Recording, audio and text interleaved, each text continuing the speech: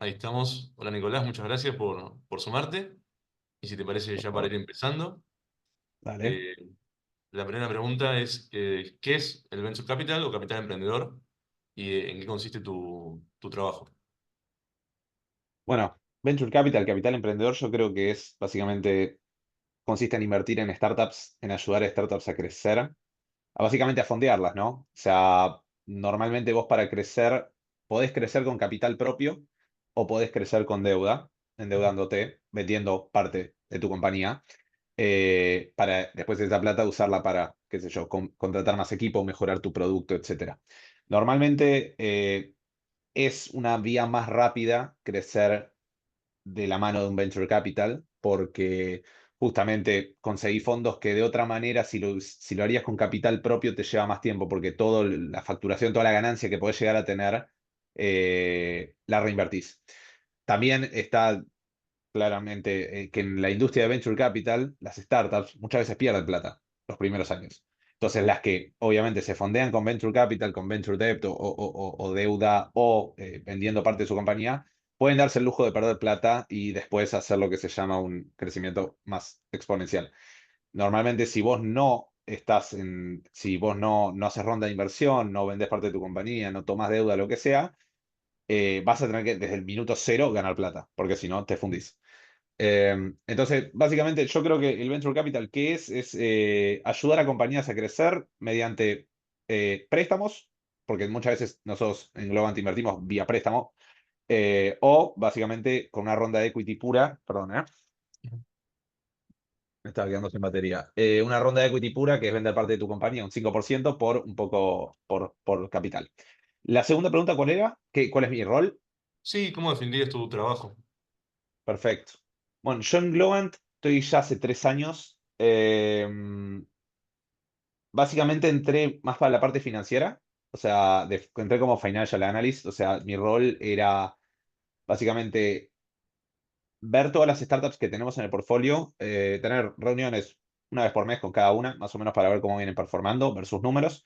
Después también ayudaba en la parte de scouting, básicamente en todo lo que es buscar nuevas startups para invertir y me centraba quizás en ver más la parte financiera de esas startups, un due diligence, como se dice. O sea, ver los números y todo eso y si servía o no. Después con el tiempo fui tomando otros roles, me fueron ascendiendo. Hoy mi puesto se llama Senior Investment Associate. Básicamente, además de hacer toda la parte financiera, que la sigo haciendo, y esto de scouting, que también ya tomé otras áreas de scouting, hago toda la parte legal. Que la parte legal la hago con un abogado, obviamente, porque yo no soy abogado. Entonces siempre, básicamente, estoy en la confección de contratos y todo eso. Soy como la pata también de todo eso. Así que en Globant estoy hace ya 3 años y unos días. Y básicamente mi rol hoy en día cubre todo eso. Lo financiero, lo legal y una parte de scouting. Genial, gracias. ¿Y cómo diferenciarías, porque se menciona el concepto mucho en la literatura, digamos, de la temática, esto del Venture Capital o Capital Emprendedor de lo que se llama Private Equity? ¿Dirías que es una parte de Private Equity o dirías que son cosas separadas? No, a ver, puede llegar a ser parecido. Lo que pasa con Private Equity son compañías mucho más maduras. Son deals más grandes. Bueno, puede variar, ¿no? Hay deals de Venture Capital son muy grandes también. Pero yo creo que Private Equity, la diferencia es que Private Equity, el management, perdón, los inversores que invierten en compañías en modo Private Equity, se meten mucho más.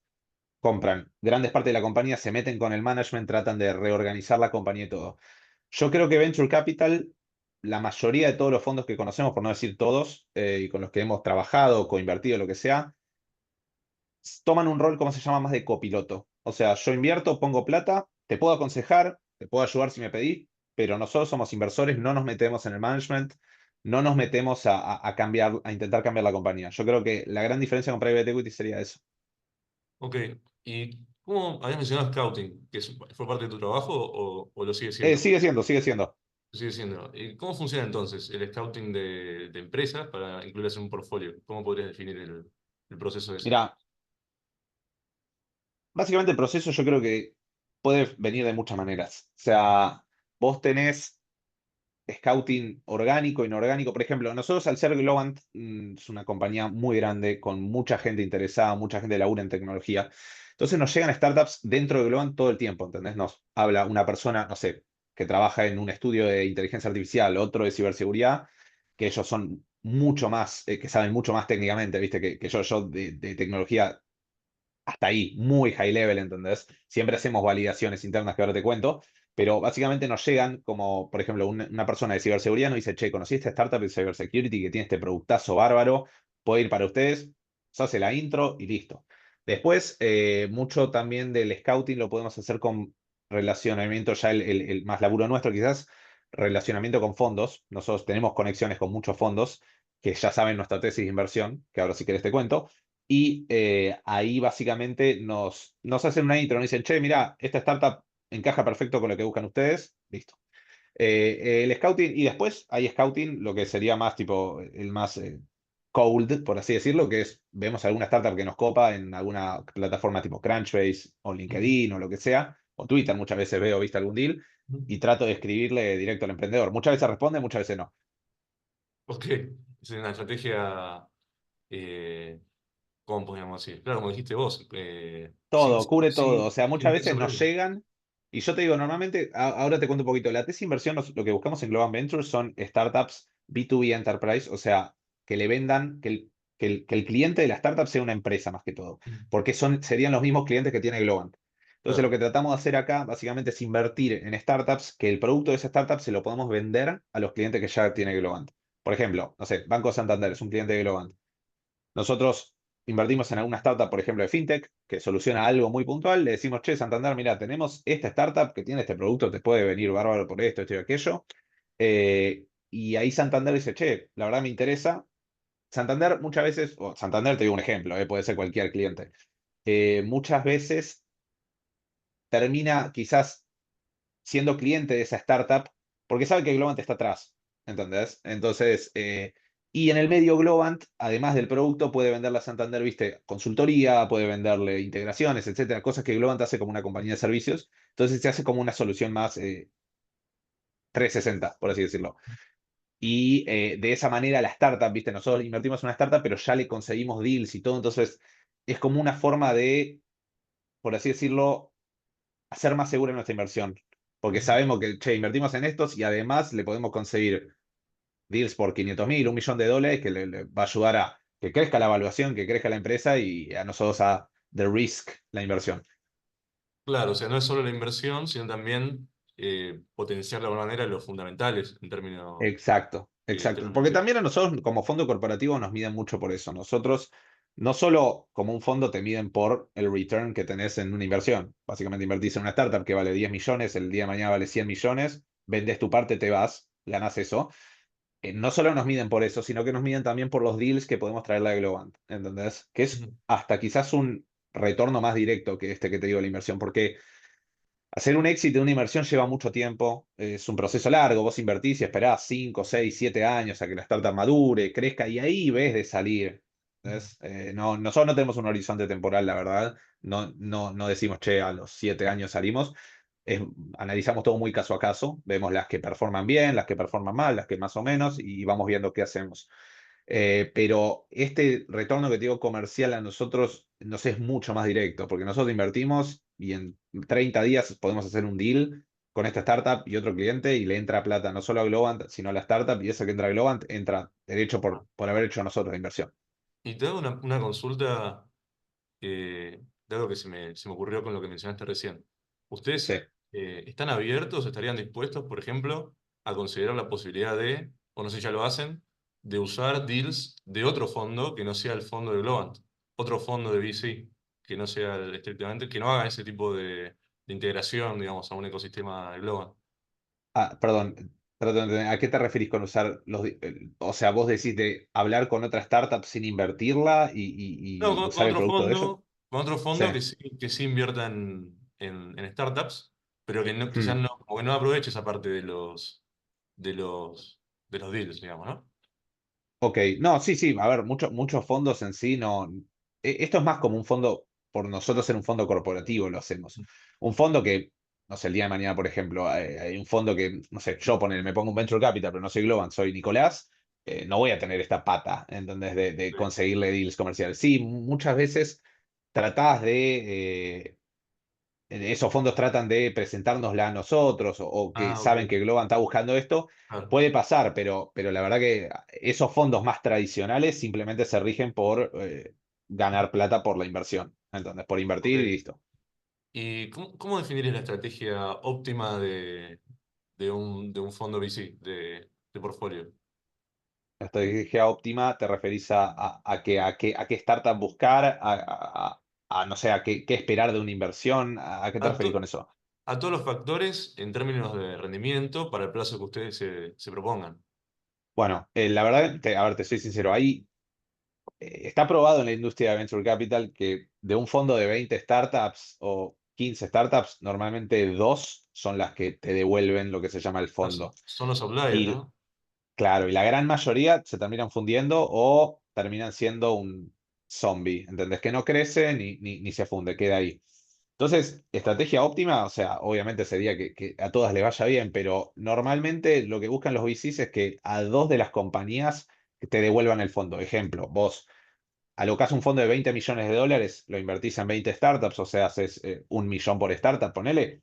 Vos querés que dos de tus startups, más o menos, te devuelvan esos 20 millones que pusiste y más. Entonces no hay una estrategia. Muchos fondos sí dicen yo mantengo mi posición por 6 7 años y después salgo. Es como algo, algunos son más rígidos, otros van más caso a caso. Eso depende mucho del fondo. Mira, al ser una industria muy que no es nada estructurada, es todo muy experimental, todo muy, muchas compañías, muchas startups invertís y son un PowerPoint, entonces no tienen nada. Ah, sí, sí. Es muy difícil tallar como algo en piedra, como vos decís. Sí, lo ideal sería obviamente que a todos le vaya bien, pero te digo, lo normal de la industria es hay muchos fondos que dicen, che, por 6 7 años invierto y después salgo. Otros que dicen, me mantengo hasta donde salga. Nosotros en Globant no tenemos eso tallado. Nosotros a las que les va bien, con las que nos sentimos cómodos, nos quedamos. Y con la otra vemos. La realidad es que tampoco nunca hicimos un exit de salir de nuestra posición porque no estábamos bien con la compañía. Simplemente tratamos de seguir ayudándolas con deals, acercándolos y listo, ¿entendés? Pero hay muchos, he escuchado muchos fondos que eh, si una startup no performa bien, prefieren salir, perder la plata que pusieron, básicamente le venden al emprendedor, le dicen, che, yo salgo de mi posición, comprámelas por $1, eso se llama, es un término más de unas cláusulas que se ponen en los contratos que se llama algo un doomsday put, que es que básicamente yo puedo salir por $1 de mi posición y listo. Porque lo ven como una pérdida de tiempo muchos fondos. Dicen, prefiero antes que perder el tiempo, prefiero enfocarme en otra cosa, salgo, acepto la pérdida y listo. Ujú. Y ya que estás hablando un poco digamos, de estas, digamos, de las posibilidades de ganancia a través de la inversión en una empresa específica, ¿cómo valorías las tenencias de un fondo VC? Ya que no son, la información en general es privada, ¿no? No son empresas públicas. Entonces, ¿cómo Claro. hay un proceso de evaluación que ustedes hacen? Ah, tocaste un punto que es complicado. El proceso de evaluación, mira, normalmente es más fácil hacer un proceso de evaluación en startups que ya son más maduras, que ya, por así decirlo, tienen no sé, ya 5 o 6 años en la industria, vienen creciendo ya, por así decirlo, crecen no muy fuerte y ya tienen básicamente como que entran en un plató, por así decirlo. La realidad es que el proceso de evaluación es difícil de hacer, es muy difícil, porque en startups más early stage y todo, tenés que confiar en las proyecciones que te dan los emprendedores que, por no decir todas las veces, son incorrectas, estiman de más. Entonces es algo difícil el tema proyección, el tema evaluar una compañía, porque vos cuando evalúas una compañía muchas veces nosotros usamos mucho el discounted cash flow, que básicamente proyecta flujo futuro de fondos, que bueno, ahí tenés que estar justamente, creerle las proyecciones que te dan, que muchas veces es muy difícil. Entonces tratamos de hacer un mix, por ejemplo, usar un poco eso, bajar un poco quizás las proyecciones que nos mandan, pero a mí personalmente, la manera que me es más fácil de evaluar una compañía o más o menos un rango es lo que se llama más por comparables. Ejemplo, si nosotros estamos viendo una startup de ciberseguridad y sabemos que en el mercado, en la bolsa, ¿no? En la bolsa de valores, las compañías grandes, las startups de ciberseguridad pagan, tienen un múltiplo de 15 veces venta, 20 veces venta. Eso se refiere a que el revenue por la cantidad, perdón, 15 veces venta es básicamente la evaluación que tiene, el market cap que tienen por las ventas que tiene. O sea, si una empresa vende 1 billón, tiene un revenue para 2024, por ejemplo, de 1 billón, y la startup, la empresa, perdón, tiene un market cap de 10 billón, el múltiplo ese es 10 veces ventas, es lo que está evaluado. Entonces, normalmente buscamos los sectores, por ejemplo, ciberseguridad, si es un sector que es el que tiene los múltiplos más altos, tiene un múltiplo de 15, 20 veces ventas, las compañías más o menos andan por eso. ¿En cuál Si yo sector veo una mencionaste, startup, perdón? ¿Cuál sector ciberseguridad, mencionaste? por ejemplo, Ah, ok. cybersecurity, que son los que tienen un múltiplo más alto. No me preguntes por qué, la verdad, pero son los que tienen más que todo un múltiplo alto. Si nosotros vemos startups de ese sector, más o menos voy a querer que esté dentro de ese rango, ¿entendés? Esa es a mí me parece más fácil evaluar o más o menos entrar en un rango de eso. Y igual te cierro todo con esto, el tema evaluación. La evaluación termina siendo una negociación entre los emprendedores y los inversores, porque el emprendedor termina diciendo que es lo normal, quiere que en cada ronda de inversión vender un 15, entre un 10, 15 o hasta 20% de su compañía.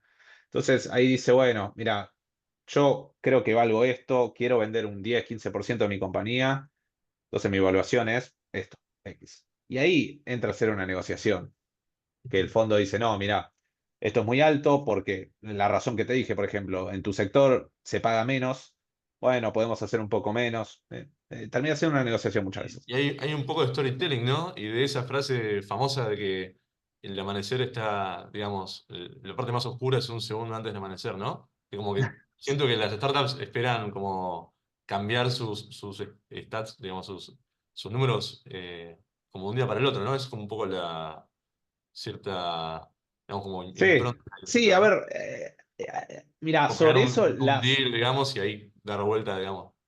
las startups, yo los entiendo. Las startups normalmente son mucho más soñadores, obviamente, que nosotros, porque es su proyecto, ellos creen a full, a full, a full de que la van a romper y todo.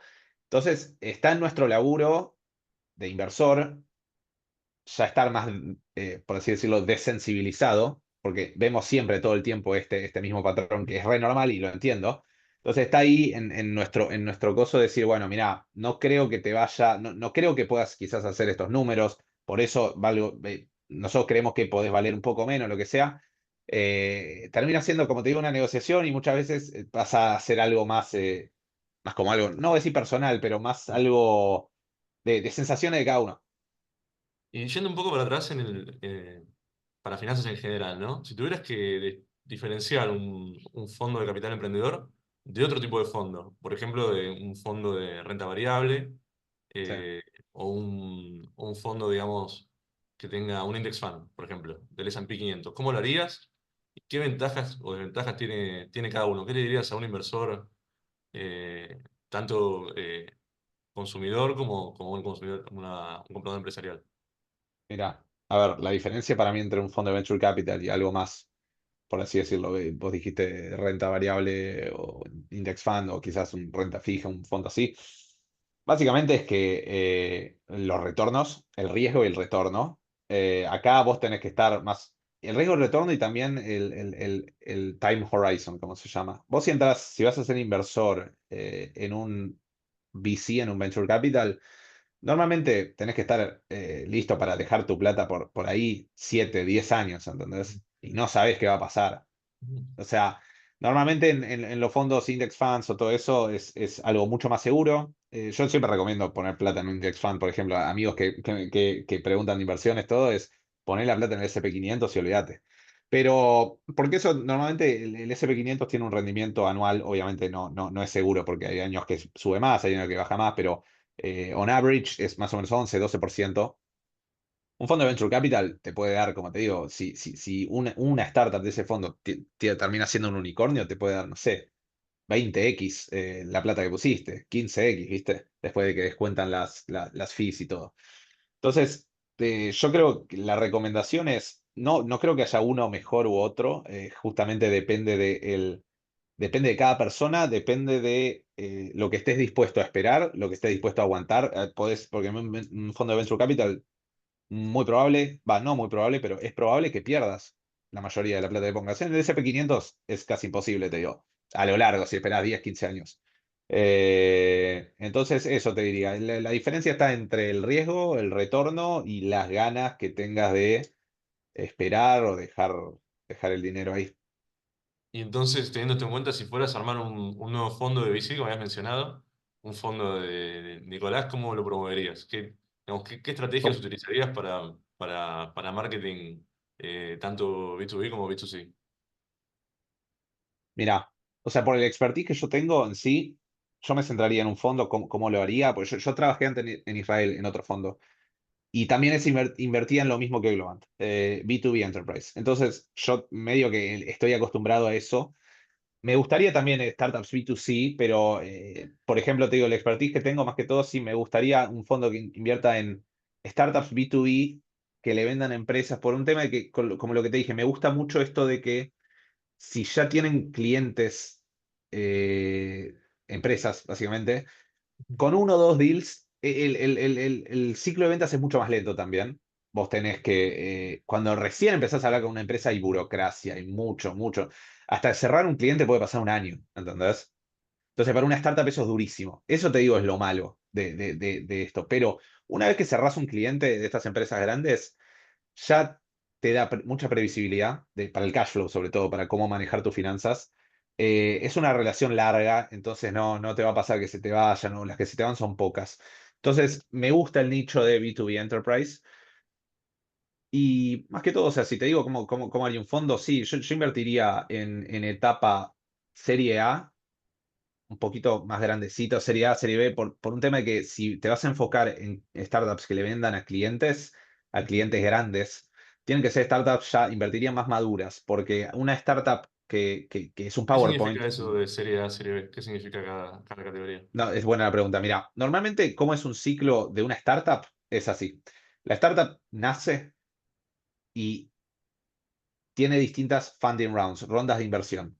Entonces, vos tu primera ronda de inversión normalmente se llama Friends and Family, que es levantás, no sé, 40.000, 50.000 dólares de amigos, familiares, gente conocida para pagar, no sé, el primer sueldo, a alquilar una oficina, pagar el software, distintas cosas. Después, la segunda etapa se llama Pre-Seed, que es capitales quizás más de inversores ángeles que ponen 20.000, 30.000 dólares cada uno. Eso es gente más quizás, no tanto amigos, sino gente de la industria, tipo, no sé, puede ser un C-level de una compañía, un ex-founder de otra, que van poniendo distintas fichitas, 30.000, 50.000, 20.000 dólares.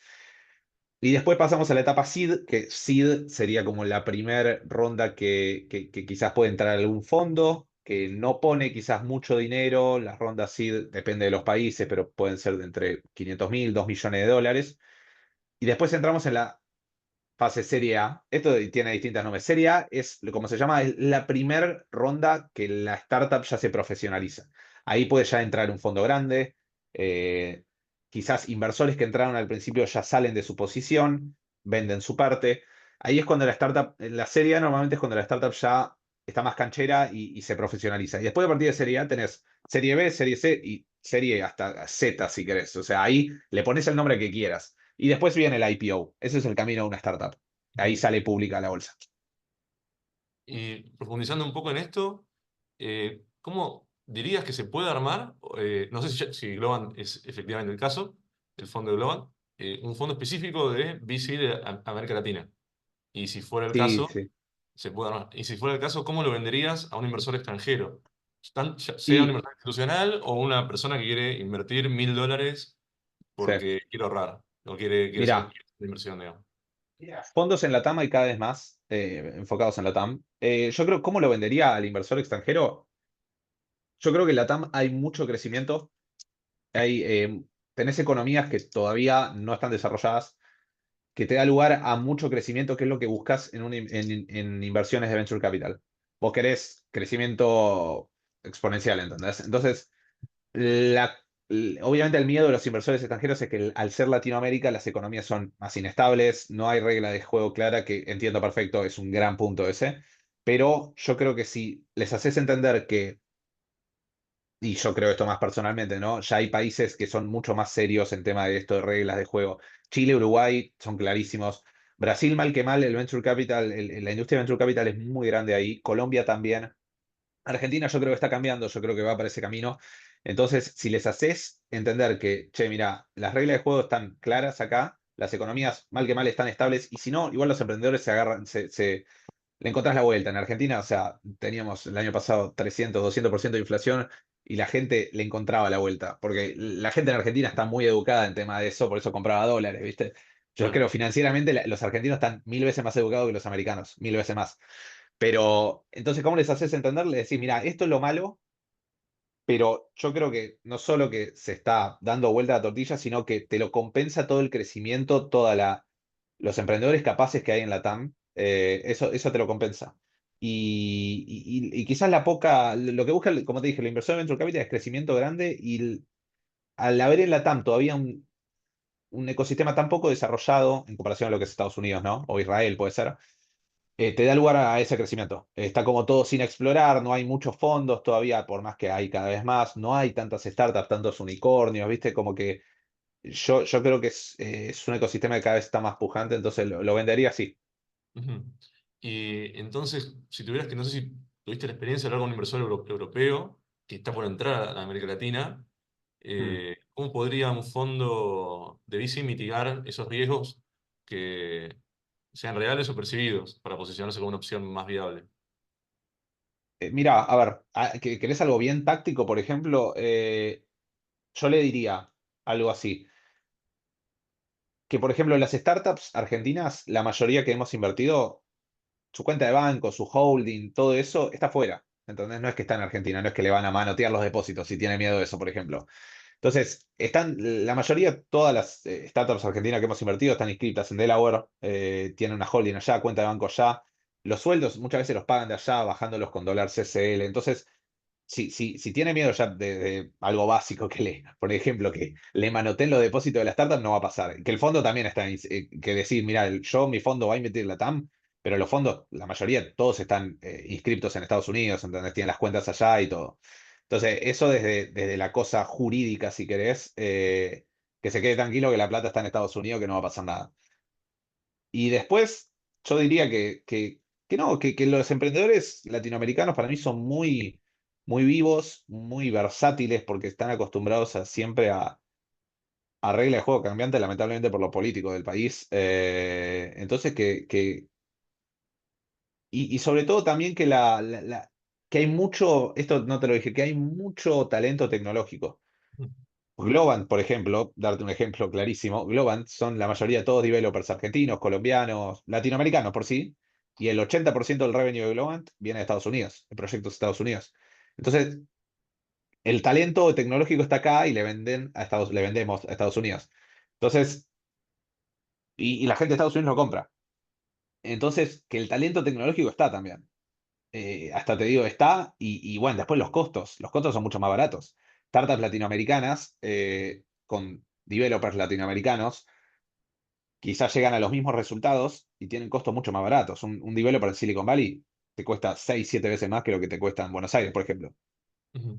¿Y hay algún caso de fondo de VC de América Latina, otro mercado emergente, como caso de éxito que podrías presentar a un Sí, inversor? sí.